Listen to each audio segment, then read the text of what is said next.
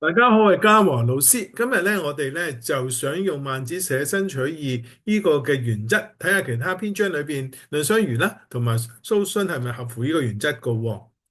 咁啊，大家都記得啦，《與熊掌》篇裏邊講到啦，所惡有甚於生者，故不為久得；死亦我所欲有甚於生者，故不為久得；死亦所我所惡也。所惡有甚於死者，故患有所不備。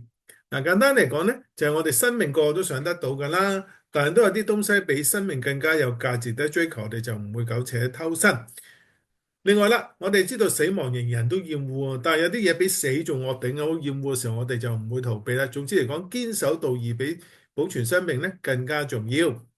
嗱，孟子提出咗啲例子，我哋喺生活裏邊有乜嘢咧？譬如追求公平正直啦，保護國家人民啦，我哋倫理道德啲都係一個我哋值得追求嘅嘢嚟噶。所惡嘅包括咗借來之食啦，為非作歹啦，係嘛，作奸犯科啦，殺人放火咧，呢啲都係所惡嘅事喎。好啦，咁但係如果答題目嘅時候，我哋就注意咯喎，你先講出個事例同埋個原因，一係就有甚於生，一係就有甚於死。譬如喺戰爭嘅時候俾敵人威脅，喂，你要出賣國家民族，但係為咗我哋咁樣係可以保存生命啊，但係我哋唔會做噶，因為我哋覺得捍衛民族大義，梗係值得追求嘅，所以有甚於生者啦。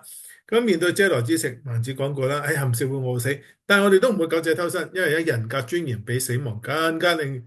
即係冇咗失咗人格，比死咧仲更加討厭啊！所以呢啲就有所惡有甚於生者啦。如果我哋考試嚇，藺相如裏邊有符唔符合義嘅準則咧？藺相如面對秦王嘅威逼，自己寧願同和氏璧咧，區取於楚，亦都唔願意將呢個璧交俾秦王。背後嘅原因係佢覺得所欲與所惡啊。佢話咧，喂，我哋趙國嘅尊嚴比自己生命更加重要喎。佢討厭秦王恃強凌弱。我嘅和氏璧呢隻不義嘅故事，寧願犧牲生命。好啦，蘇洵一樣啦，面對佢講到啦，面對秦國嘅脅迫，六國怒秦最後咪滅亡。咁我哋應該咧，並力西向一齊對抗秦，就算啦咁樣樣啊，寧願棄掉生命咧，都要保持國家尊嚴喎。咁個背後原因亦都一樣啦，佢係保存遷咗嘅土地咧，較割地求存更加有價值嘅。咁佢都討厭秦國貪得無厭啊，強奪我哋六國嘅城池喎。咁佢對嗰啲不義噶嘛，所以寧願戰死都唔可以俾佢所威脅。咁啊，當然由此就引申到當權者亦都應該係咁啦。